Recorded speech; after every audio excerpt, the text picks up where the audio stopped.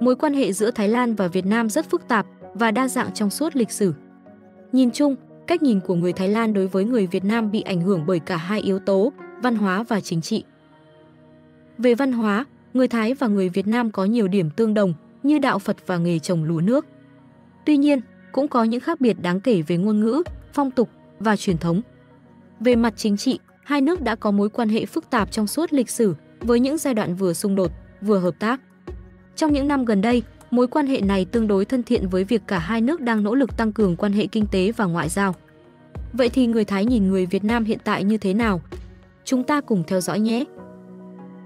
Mà điều quan trọng cần lưu ý là ý kiến về chủ đề này có thể rất khác nhau giữa các cá nhân và có thể không đại diện cho toàn bộ dân số Thái Lan. Chúng ta lắng nghe các ý kiến để có thêm góc nhìn đa chiều và nếu có hứng thú, hãy cùng bình luận, đánh giá để chia sẻ các quan điểm của bạn nhé!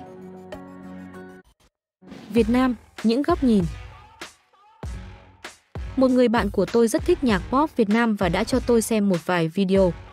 Tôi nghĩ chúng rất tuyệt nhưng tôi vẫn chưa quen nghe tiếng Việt nên nó vẫn còn mới lạ đối với tôi. Mẹ tôi đã từng muốn chúng tôi đến thăm miền Bắc Việt Nam vì bà nói nó rất đẹp. Và cá nhân tôi nghĩ tiếng Việt hơi giống tiếng Thái về mặt ngôn ngữ. Và quần áo truyền thống của Việt Nam trông đẹp và độc đáo. Tôi muốn thử nó vào một ngày nào đó. Thế hệ mới, người Việt rất cần cù. Người hâm mộ bóng đá, có gì sai khi họ luôn chọc phá chúng ta? Chắc chắn là chúng ta cũng chọc phá họ rồi. Người Việt Nam mê bóng đá, đó là lý do tại sao. Giống như chiến đấu giải phóng dân tộc khỏi quân xâm lược. Chọc phá trong bóng đá là niềm vui. Nó làm cho bóng đá sinh động. Là một người Thái, đây là ý kiến của tôi về Việt Nam. Người Việt thông minh hơn người Thái. Trong khi Thái Lan giàu hơn Việt Nam, nền kinh tế Việt Nam đang phát triển nhanh hơn nhiều. Lịch sử Việt Nam rất hay. Ngôn ngữ của họ khá sôi nổi. V-pop không phổ biến ở Thái Lan, nhưng tôi nghe Sơn Tùng MTP. Kình địch bóng đá khá căng thẳng. Nhiều xe máy quá. Những lời đáng yêu từ người Thái đáng yêu.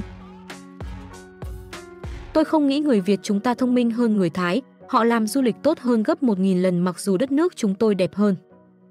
Bản thân tôi là người Việt Nam, thấy người Thái thông minh hơn. Ví dụ như quảng cáo trên TV của các bạn rất sáng tạo và hài hước, đến mức nó đã lan truyền ở Việt Nam khá lâu rồi. Bạn quá khiêm tốn. Tôi tin rằng người Thái cũng thông minh như người Việt Nam. Và việc chúng tôi rất vui mừng khi thấy các đội tuyển Việt Nam và Thái Lan gặp nhau trong các trận đấu, cho thấy rằng chúng tôi coi các bạn ngang hàng. Tôi không nghĩ rằng người Việt Nam thông minh hơn người Thái. Tất nhiên, tôi tôn trọng quan điểm của bạn. Bố tôi thường nói rằng người Việt Nam chăm chỉ hơn vì đất nước của họ bị tàn phá bởi chiến tranh và có nhiều động lực hơn để phát triển đất nước của họ. Nhưng Việt Nam vẫn nghèo hơn nhiều so với Thái Lan. Bạn sẽ thấy một điều khác biệt trong khoảng 10 đến 20 năm sau. Nền kinh tế Việt Nam hiện nay là một trong những nền kinh tế phát triển nhanh nhất thế giới. Ý kiến thú vị. Một người bạn Thái Lan của tôi sống ở Việt Nam đã nói với tôi ấn tượng tương tự khi anh ấy lần đầu tiên đến đây. Nhưng nó đã thay đổi rất nhiều kể từ đó. Bây giờ anh ấy tin rằng chúng tôi sẽ không sánh kịp sự phát triển của Thái Lan ngay cả trong 50 năm nữa. Mắc kẹt ở Mỹ do Việt Nam phong tỏa, nóng lòng muốn về lại phòng ở Việt Nam với giá 130 đô la Mỹ một tháng, bao gồm các tiện ích, wifi tốc độ cao miễn phí, ban công tầng 4 nhìn ra sông, hàng xóm tốt bụng, bà chủ tuyệt vời. Cảm ơn bạn đã khen ngợi. Tôi là người Việt Nam và tôi đánh giá cao điều đó. Việt Nam đẹp nhưng một số người Việt vẫn muốn ra nước ngoài. Tôi đoán vì thiếu thu nhập và cơ hội. Đối với tôi, du học cũng rất tuyệt. Tôi thích giao tiếp với người nước ngoài. Tôi là người Canada và tôi đã đến thăm cả Thái Lan và Việt Nam. Tôi đạp xe ở Việt Nam và ngồi thiền ở Thái Lan. Tôi yêu cả hai đất nước. Tôi thích cách người Việt thiết kế không gian và làm nghệ thuật. Yêu thích sự dung cảm đương đại tươi mới. Cách họ lái xe như những đàn cá đang bơi. Tôi đã có thể đi theo dòng chảy trên chiếc xe đạp của mình và đó là một trải nghiệm thú vị. Không ai tăng tốc và bạn chỉ cần không thực hiện bất kỳ bước di chuyển đột ngột nào. Dễ chịu hơn nhiều so với kiểu giao thông ở Bắc Mỹ, đó là kiểu lái xe, tăng tốc rồi đạp phanh. Đồ ăn Thái rất tuyệt vời, đặc biệt là đối với những người ăn chay. Tôi muốn quay lại cả hai nơi và sống ít nhất nửa năm. Không có ý nghĩa gì khi đánh giá trí thông minh của bất kỳ ai dựa trên quốc tịch của họ. Là giám đốc nhân sự người Thái Lan, người đã có kinh nghiệm làm việc với đội ngũ APAC trong hơn một thập kỷ, Việt Nam và Thái Lan có phong cách làm việc khác nhau khi họ đến làm việc cùng nhau trong tổ chức. Dựa trên kinh nghiệm của tôi, nhân viên Việt Nam rất chăm chỉ và tràn đầy năng lượng. Việc tìm kiếm những người trẻ Việt Nam nói tiếng Anh tốt trên thị trường lao động cũng dễ dàng hơn trước. Tất nhiên, đôi khi tôi cũng có những trải nghiệm tồi tệ khi làm việc với người Việt Nam, giống như bất kỳ quốc tịch nào khác mà tôi làm việc cùng. Tuy nhiên, cho đến nay, tôi đã có nhiều kinh nghiệm tích cực khi làm việc với các nhân viên Việt Nam. Ngoài ra, tôi cũng có những người bạn Việt Nam tốt sống ở Bangkok. Họ cũng vui vẻ và tốt bụng. Tôi sẽ không ngạc nhiên nếu chúng ta đang phát triển theo nhiều cách. Nhìn chung, người Thái nghĩ gì về người Việt Nam? Từ tương tác cá nhân, nó dường như là một trong những sự ngưỡng mộ miễn cưỡng. Người Thái nhìn nhận Việt Nam là nước đã đánh thắng Mỹ trong chiến tranh Việt Nam. Một số người Thái đã nói với tôi rằng người Việt Nam rất cứng rắn, đó là một phẩm chất đáng ngưỡng mộ ở một người bạn, nhưng không nên là một đối thủ cạnh tranh. Việt Nam đang phát triển nhanh chóng và người Thái không muốn Việt Nam là đối thủ cạnh tranh. Từ những cuộc nói chuyện với bạn bè của tôi, người Thái đánh giá người Việt Nam thông minh, xinh đẹp và cứng rắn. Có một sự ngưỡng mộ đối với đất nước và con người Việt Nam mà tôi không thường nghe thấy ở nơi nào khác, nhưng đó là một sự ngưỡng mộ được đưa ra một cách rất miễn cưỡng. Thành thật mà nói, nếu bạn hỏi những người Thái bình thường trên đường phố Bangkok, họ sẽ có kiến thức rất hạn chế về Việt Nam. Các phương tiện truyền thông của chúng tôi đã không thực sự hiển thị nhiều về những gì đang xảy ra ở các nước láng giềng của chúng tôi.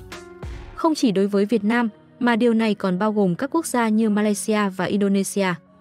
Tuy nhiên, chúng tôi quen thuộc với Campuchia vì tranh chấp đất đai ở vùng Đông Bắc. Người Thái coi người Campuchia là kẻ ác. Quen thuộc với người Lào vì chúng tôi có chung nền văn hóa. Người Lào ghét người Thái vì họ cho rằng người Thái đã đánh cắp mọi thứ của người Lào, trong khi hầu hết người Thái nhìn Lão rất tích cực. Chúng tôi nghĩ rằng Lào là người anh em của chúng tôi và sẵn sàng giúp đỡ họ trong mọi tình huống. Và quan tâm tới Myanmar vì chiến tranh trong quá khứ. Quốc gia duy nhất trong khu vực này mà tôi thường nghe thấy khi xem tin tức là Singapore. Ngoài ra họ sẽ nói về Hoa Kỳ, các nước châu Âu, Trung Quốc, Nhật Bản và gần đây là Hàn Quốc. Vì người Thái biết rất ít về Việt Nam, nên chúng tôi không cảm thấy gần gũi với người Việt Nam như với người Lào, Campuchia, Myanmar và Trung Quốc, vì có một lượng lớn người Thái gốc Hoa sinh sống ở Thái Lan. Chúng tôi có xu hướng cảm thấy thờ ơ với người Việt. Chúng tôi không xem bạn tiêu cực, không giống như Campuchia.